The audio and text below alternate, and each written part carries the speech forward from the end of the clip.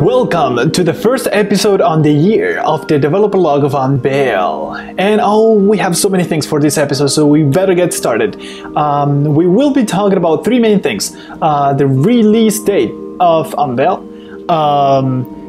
what I'm gonna be doing for the next... Oh, look, a bird!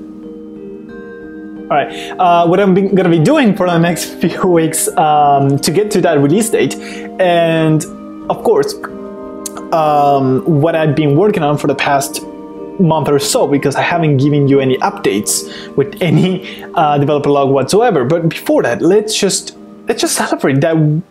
In case you missed it, because it happened so fast, Unveil got on Steam Greenlight to get into, well, Steam, the store. I put it there just maybe it will take a few months to get through, but it only took 7 days. That is nothing. Almost record time. I was getting ready to wait like months, like any other game, but okay, whatever. So I've been really happy. It's just amazing that so many people will go in and upvote it and leave those amazing and thoughtful comments, and of course to then just have Steam Valve come along and go, even if the game wasn't in top 100 rank either, it was still getting votes to get there, but it was like 60% on its way to top 100, and they were like, yeah, you can totally go through. And then I'm like, yay, excited, and then no, worried, because I don't have a game yet. I kind of do, but it's broken to put it there. So I'm trying to get to the release date that I set to myself, which I will announce later on in this video. Yeah, you could. But don't spoil it yet, damn it! Anyway, and that's something I've been working on. And yes, I just want to make it to a close release date with something that is usable, not too broken, and that you can have enough fun with it, and it's worth your time and some of your money. It won't be expensive at all, since it's going to be an alpha version. It's not going to be like 60 bucks, something insane like that, but it's going to be a fair price for the game to get some fuel going in, actually pay to the artists and stuff like that. Just pay for expenses to get the game polished and finished as it should, right? So it can be an actual game. So let's start off with what I've been working on for the past few months. Now, you can see this is like old UI right here, right? This right here is even older UI, but I've been working on moving to the new sort of halfway final UI, right? Or closer to final UI. And crafting is one of the things I've been working on. So as you can see, this is not list based anymore. This is like just slots and big icons, and you can see how much of each you have. The cursor moves very smoothly. What else? You can, well, as you would expect in crafting, you can select something and then match it with something else, and that will give you like an outcome. You can actually execute for, in this case, 0 energy, which is great. Or like this is another combination for the same outcome. Or most importantly, because it's new, you can now have 2 outcomes with the same materials, or more than 2 outcomes, which is really interesting. Now with a sharp stone example and a wood log, I can make either a boomerang, which is a weapon, or an empty bowl to collect rainwater. Isn't that cool?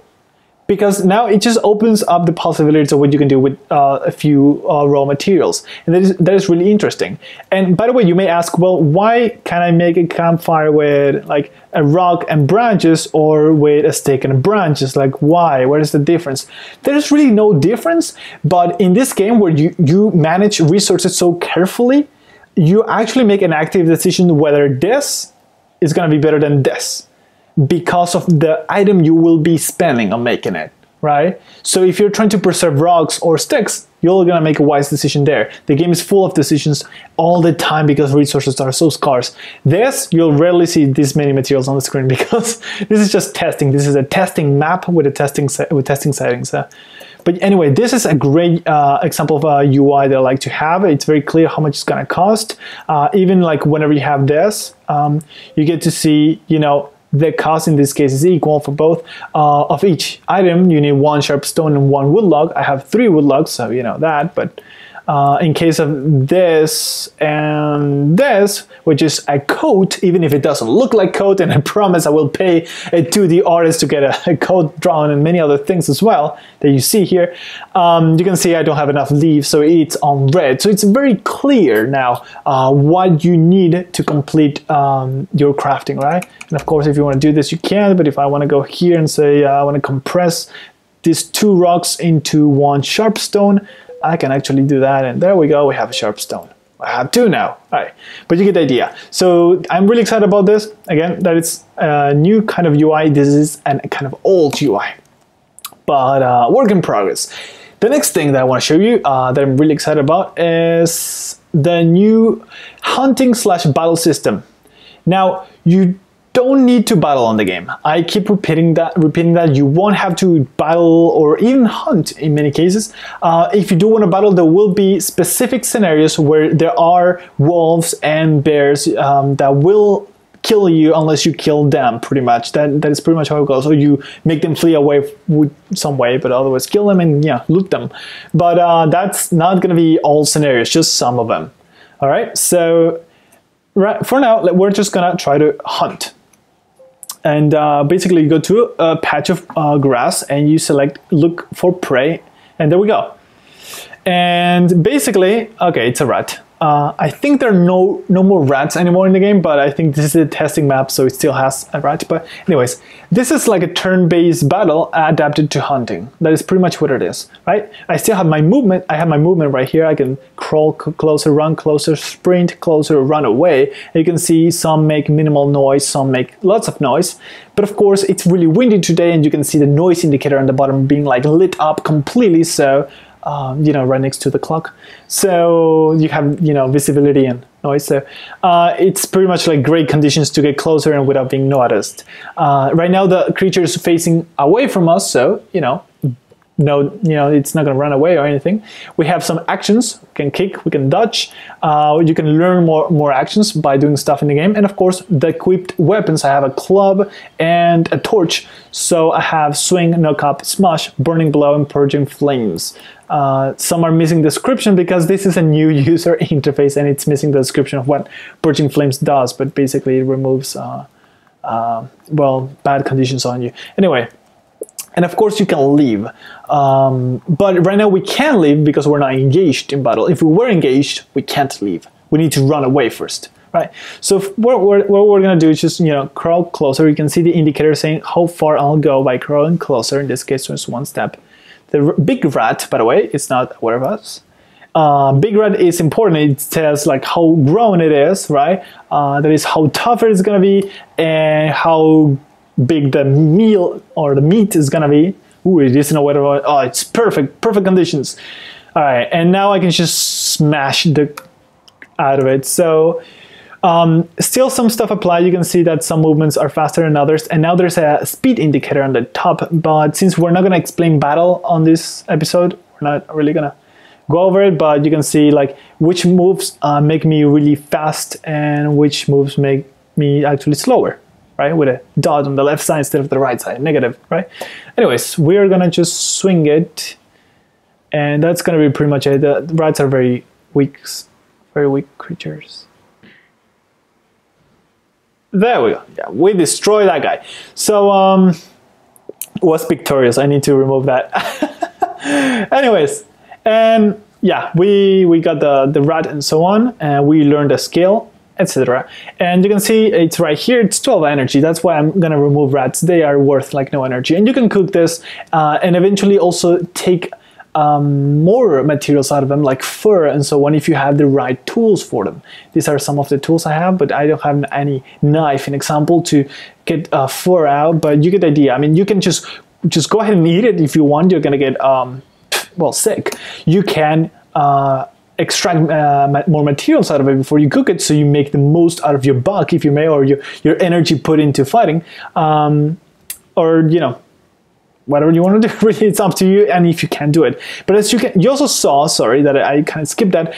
Now on battle, you actually spend energy, not stamina or anything weird like that. You spend your actual energy points in fighting, so you're always making an active decision of whether you should run or to chase the enemy creature. Should you still engage in battle or just leave because you're getting weaker, or because you're just spending too much energy in hunting something that is not worth it. So that is great because it sort of recreates all those situations in survival that I want the game to recreate. So that is really important. So that is a quick look into it. I promise to dig more into it. I know it looks kind of broken still, but I promise I'll get around the UI and the mechanics and so on. And lastly, on the stuff I've been working on, it's take a look at the energy at the bottom. See that thing shaking, spending? The reason why is because I have changed the way the game works. So now you spend energy every time you walk. What if you run? Look at that. It just kills your energy. That's the idea. Now you actually make an active decision whether you want to go on scouting or not. And that completely changed the game. Because now you're not just wandering around, you're actually preserving energy if you want to actually stay alive, right?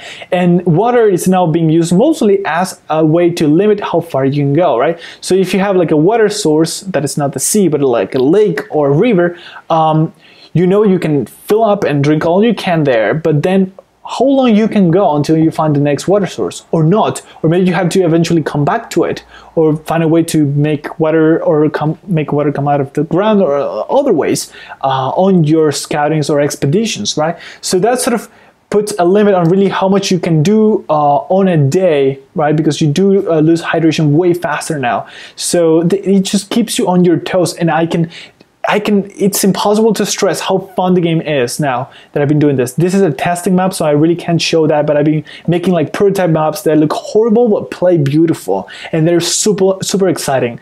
For me, if I'm not having fun on my game, I can't release it. And if I'm just having insanely amount of fun, then yes, I can release it, and that's where I'm aiming. If I'm not just loving it, I'm not gonna put it out there.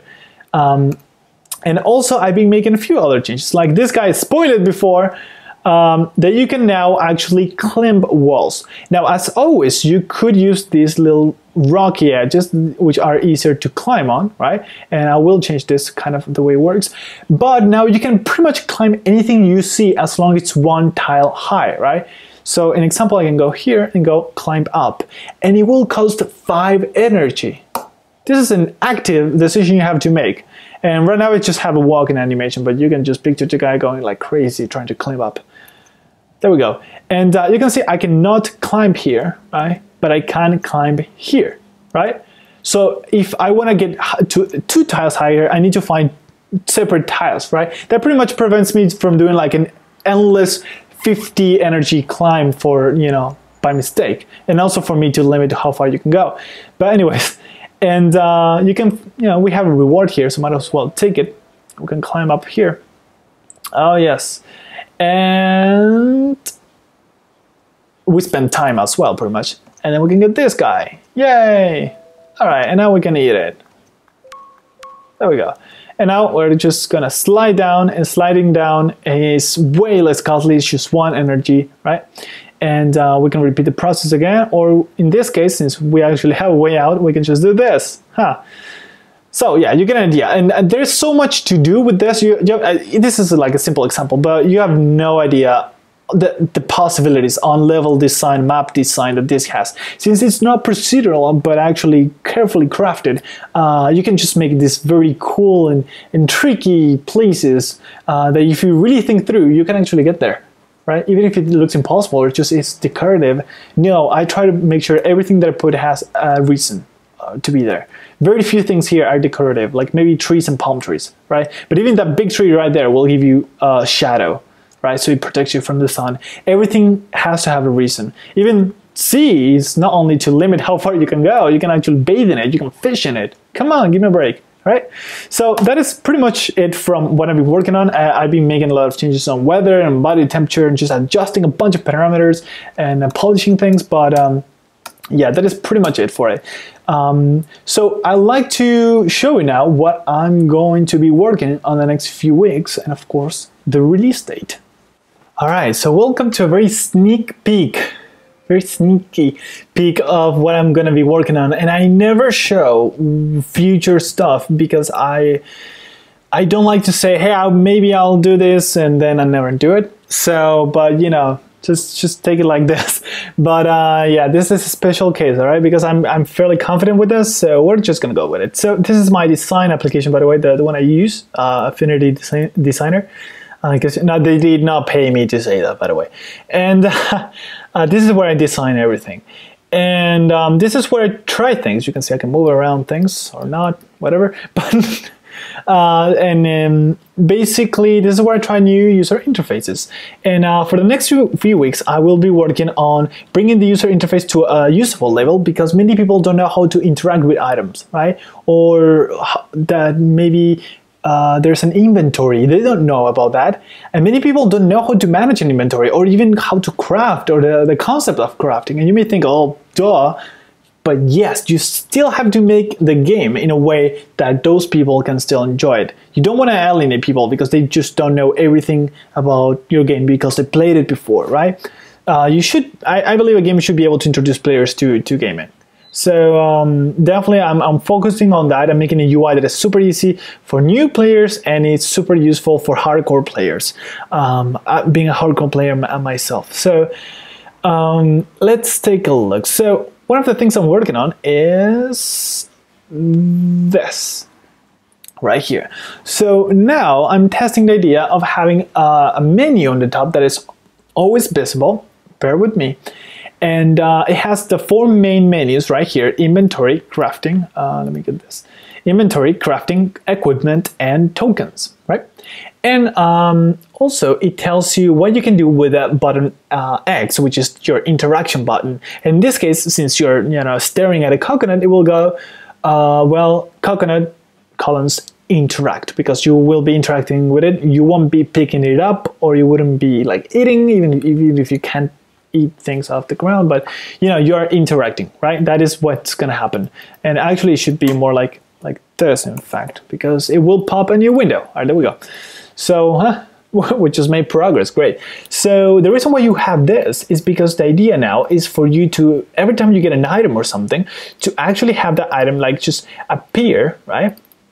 And like go like, and then just, right? Just, you like that sound effect that I'm making? The idea there is for you to see exactly where your stuff are going, and that's going to help a lot of people to understand that, oh, this item, I didn't just eat it, because many think that they eat it when they pick it up. It's going to inventory. Then I need to go to inventory to actually use it, I guess, because it went there, not to me. Right? So ideally would show something like this space button right here, like indicator, and it will just glow and become clearer that that's what you need to do. Still working on it, but that's going to help a lot of people understand how the game works. Now, whenever you hit the space bar now, instead of opening it up the quick inventory, which is kind of lame, what's going to actually happen is show this, with some information in the middle, which I haven't figured out, and then the inventory, crafting, equipment, token system, all the other menus that are possible there. And you get to go through all of them and then select one, and it will open up that menu. The reason why I don't show the actual menu while you're navigating is because that is an RPG Maker limitation. I would have to rewrite so many things, might as well not use RPG Maker. So for those kind of stuff, you just gotta walk a middle path between usability and RPG Maker. That's basically what my job consists of right now. So once you say pick inventory, and I'm gonna show you how the new inventory is gonna look like, you're gonna see something like this, which is pretty similar to what you saw before in crafting, with a few changes. So an example, now you can see that this has been categorized in a very clear way, by the way. You can see food and water on the top, and then tools, then placeables. And yes, this is all placeholders. Of course, I know fruits are not tools, but you get the idea. And you will be able to very clearly tell now what the effects of an item are if I use them. right? In the case of a fruit, if I eat them. So this example has more effects than it actually does, but in this, it says plus 10 energy, plus 10 hydration, 1 hour of starvation, and 1 hour of starvation, even if it doesn't make sense that you get starvation out of eating something. But again, this is just placeholders. It should be like sickness, I don't know, something like that. In the case of a fruit, it wouldn't be neither of these two, would look more like this, right? Just if your brain needs to make sense. But this is very clear. You can clearly tell that you're gonna get something out of it. Most people just ask me if different fruits give you different energy. I'm like, well, I guess they didn't see the plus 10 at the top. And no, because it wasn't clear enough. And now it really is clear that it will provide me with plus 10 energy. Period. And this is really important. And that's gonna be, this is gonna be pretty much how the new item inspector is going to look like. This is going to be like the main first page. And of course you have the pager on the side because you can use the A and S key, as some know, to switch through pages, right? But that's pretty much it. By the way, I don't know what is happening to my voice. I think I've been doing this too much. Well, I made 2 recordings and none of them got recorded, so I'm getting tired of recording this. Anyways, back to this. Also, while you're in this menu, while you're just interacting with the world. Now, if you say interact with a campfire, pretend this is a campfire for a moment, not a coconut, there's going to be a new interaction menu, because so far many people did not know they were on an interaction menu. Even if the menu showed like right here in the middle, they wouldn't see it, or they wouldn't understand why they couldn't move until they sort of press on keys and then saw the selector moving. So that was quite bad. So now we're going to give a dedicated room for it for an item interaction. So this is what you get whenever you interact with, say, a campfire. You get to see the name of the item on the top left. You get to see the keys on the top right. There's going to be now an item inspector, or world item inspector, if you may, that tells you more about it. In the case of a campfire, I'm thinking of going with fire strength and fuel amount, even if there are like 10 stuff that I could show you about campfire and everything going on in the simulation. I'm thinking of these 2. By the way, do leave a comment in the comment section below if you are that hardcore that would like to see like 5 stats instead of 2 for every single thing. The simulation has so many values to show that I can show more if you like a setting. Just switch it on, see more, because you're that hardcore. I can totally do that. Simulation has more information that you could possibly cram.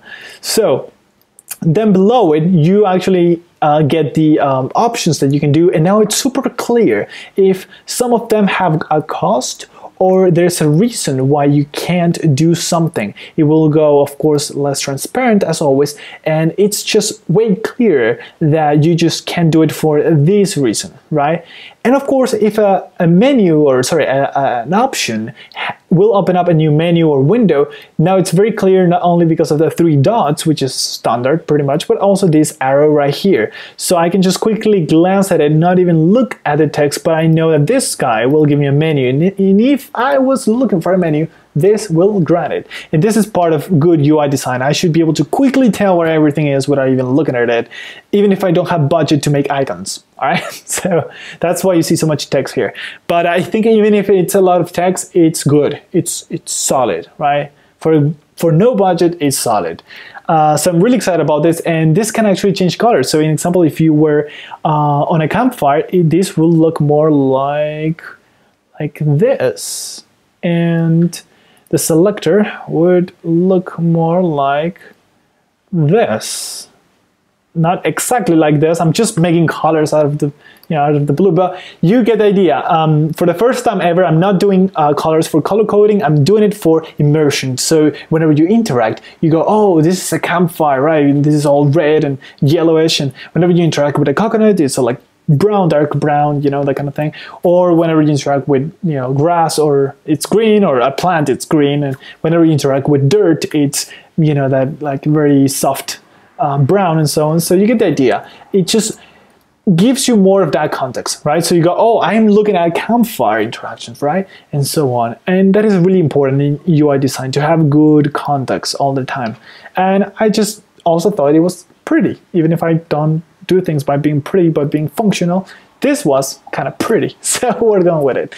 So yeah, that is pretty much what I'm gonna be working on in the next few weeks. The new UI, the scenarios that I want you guys to be playing and testing, but mostly playing and enjoying. I am not sure, but so don't take my word for it. But I'm trying to see if I can make a semi-procedural scenario, right?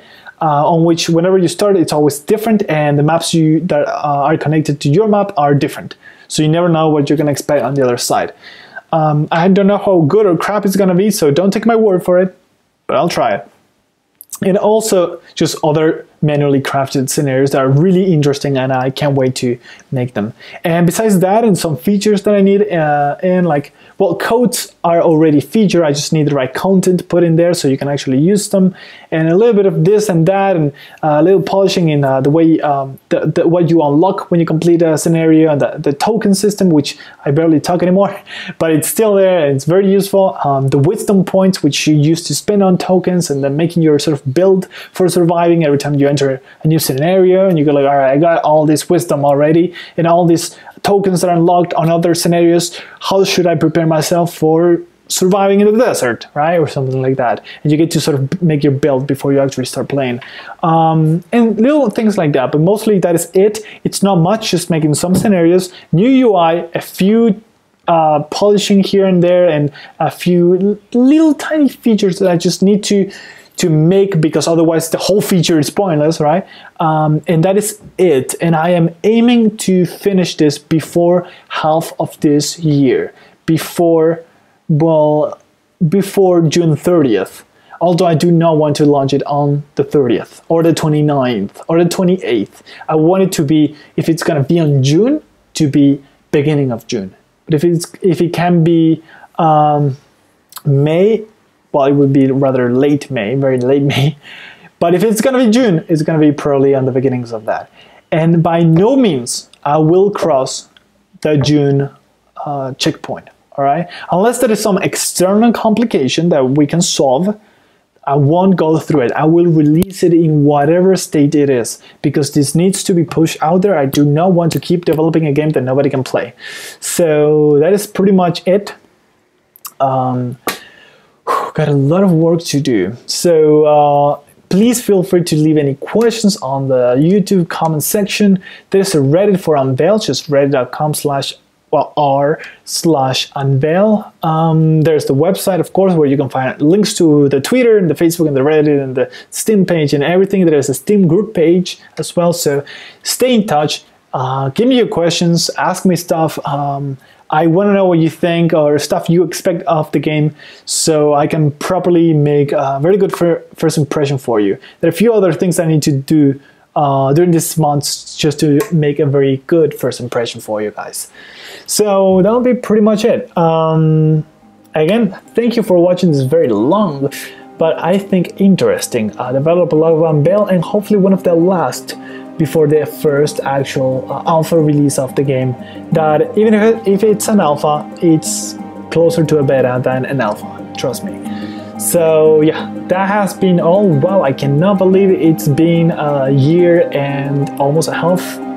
We're doing this. We're doing this. This is finally happening. Thank you for staying by, and keep doing so, and I'll see you next time.